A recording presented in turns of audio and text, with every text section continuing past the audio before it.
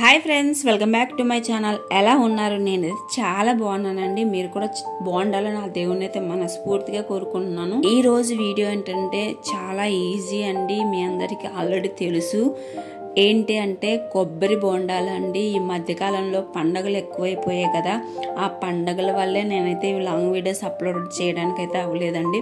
మొన్నటి వరకేమో వరలక్ష్మి వ్రతానికి ఇల్లు సర్దుకోవడం, శుభ్రం చేసుకోవడం ఇదే పని. వరలక్ష్మి వ్రతం ఇలా అయిపోయిన వెంటనే వినాయక చవితి అయితే వచ్చిందండి. మళ్ళీ యథావిధిగా శుభ్రం చేసుకోవాలి, పూజలు అయితే చేసుకోవాలి కదా.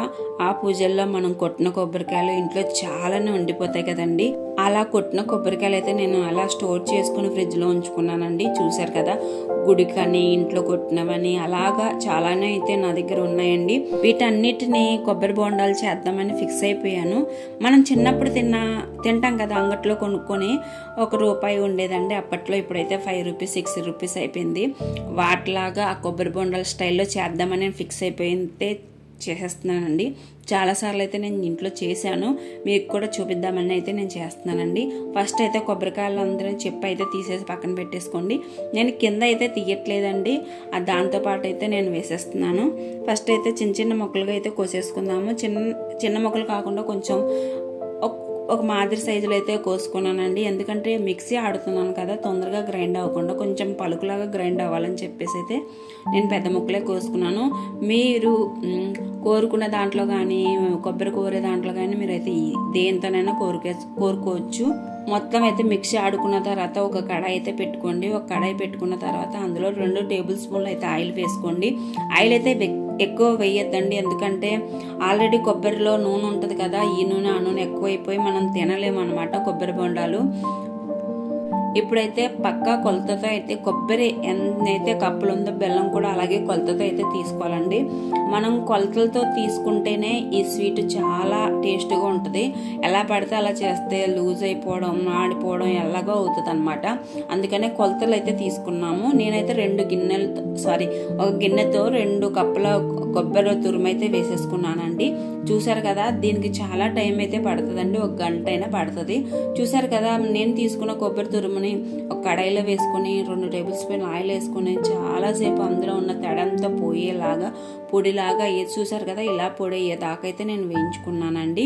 కింద మాడకుండా అయితే చూసుకోండి. కింద ఒకవేళ మాడిపోతే కొబ్బరి బోండాలు అయితే టేస్ట్ అయితే మారిపోతాయండి, చేదు వచ్చేస్తాయి. అందుకని కొంచెం జాగ్రత్తగా కలుపుతూనే ఉండండి. చెయ్యి అయితే చాలా నొప్పి వస్తుందండి. కొంచెం టైం తీసుకొని కష్టమైన ఇష్టంతో చేయండి. అంత కష్టపడతామో అంతే టేస్ట్గా వస్తాయండి కొబ్బరి బొండాలు. తర్వాత కొంచెం పొడి తడంతా పోయిన తర్వాత ఒక 4 యాలక్కాయలు దంచి వేసుకోండి. మంచి స్మెల్ వస్తుంది ఆ టైంలో వేసుకుంటే. తర్వాత బాగా వేయించుకోండి. కొంచెం కలర్ చేంజ్ అయ్యేదాకా అయితే వేయించుకోండి. కలర్ చేంజ్ అయిందని మీకు తెలిస్తే తర్వాత బెల్లం తురుమును కూడా వేసుకోండి. బెల్లం తురుము ఎలాగంటే, కొబ్బరి తురుము 2 కప్పులు వేశారు కదా, బెల్లం తురుము 1.5 కప్పు వేయండి. బెల్లం తురుము కూడా 2 కప్పులు వేస్తే బాగా తీయగా అయిపోయి, పాకం ఎక్కువ అయిపోయి గట్టిగా అయిపోతాయండి కొబ్బరి బొండాలు. అందుకని చెప్పేసి మీరు కొంచెం తక్కువైన బెల్లం పర్లేదు, కానీ ఎక్కువైతే వేసుకోవద్దు. సరిపడా అయితే వేసుకోండి, ఇంకా టేస్ట్గా ఉంటుంది. ఎక్కువైతే వేసుకోకండి, టేస్ట్ ఎక్కువ వచ్చేస్తుంది. తర్వాత బెల్లం వేసిన తర్వాత మనకు అసలైన టాస్క్ అండి. ఇక్కడ బెల్లం వేసిన తర్వాత పోన్లే అని కాసేపు అలా వదిలేస్తే చాలు, వెంటనే మాడిపోతుంది అనమాట. చూసారు కదా, నేను అలా పెట్టాను, కింద అయితే మాడిపోయింది అనమాట.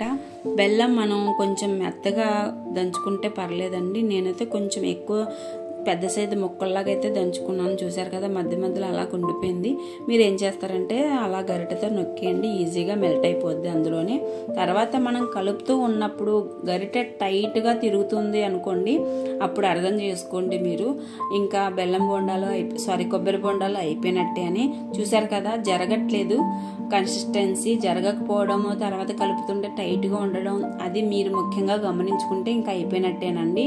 తర్వాత మీకు ఇంకా డౌట్గా ఉంటే ఒక ప్లేట్లో ఒక చిన్న ముద్ద అయితే తీసుకోండి. కొంచెం చల్లారిన తర్వాత దాన్ని ఉండ కట్టి చూడండి. అది ఒకవేళ ఉండ కడితే ఇంకా అప్పటికి అయిపోయినట్టేనండి.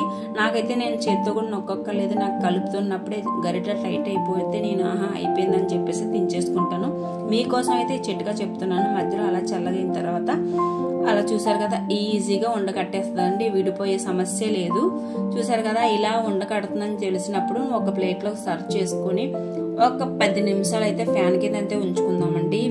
వేడిగా అయితే మనం చేయలేము, ఎందుకంటే బెల్లం పాకం తొందరగా చల్లగా అవ్వదు. చల్లగా అవ్వితే మటుకు ఉండకట్టదు, అది ఒకసారి గుర్తుపెట్టుకోండి. ప్లేట్లోకి తీసుకున్న తర్వాత గోరువెచ్చగా ఉన్నప్పుడైతే ఉండ అయితే కట్టేసుకోండి.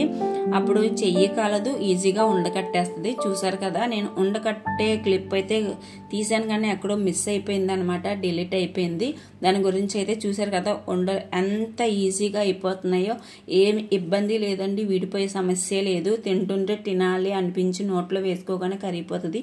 మీకు ఒక విషయం చెప్పినా, నేను నైట్ 10కి అయితే చేశానండి, పొద్దున మార్నింగ్ 12కి అయితే మొత్తం అయిపోయాయి. మీరే గమనించండి ఎంత టేస్ట్గా ఉన్నాయో, అంతే టేస్ట్గా ఉన్నాయండి. మీరు కూడా ఒకసారి ఇంట్లో ట్రై చేయండి కంపల్సరీగా. ఈ వీడియో నచ్చితే ప్లీజ్ అండి లైక్ చేయండి, షేర్ చేయండి, కామెంట్ చేయండి. కంపల్సరీ మీకు వీడియో నచ్చుతుందండి. నచ్చితే కనుక నాకు లైక్ చేసి కింద కామెంట్ చేయండి. మరిన్ని వీడియోస్ కోసం అయితే నా ఛానల్ని చూస్తూనే ఉండండి ప్లీజ్ అండి. సపోర్ట్ చేయండి, మా అలాంటి వాళ్ళని కూడా సపోర్ట్ చేస్తేనే కదా కొంచెం డెవలప్ అయ్యేది, అర్థం చేసుకోండి. ఓకేనా అండి, మరి thank you for watching. Bye, good night.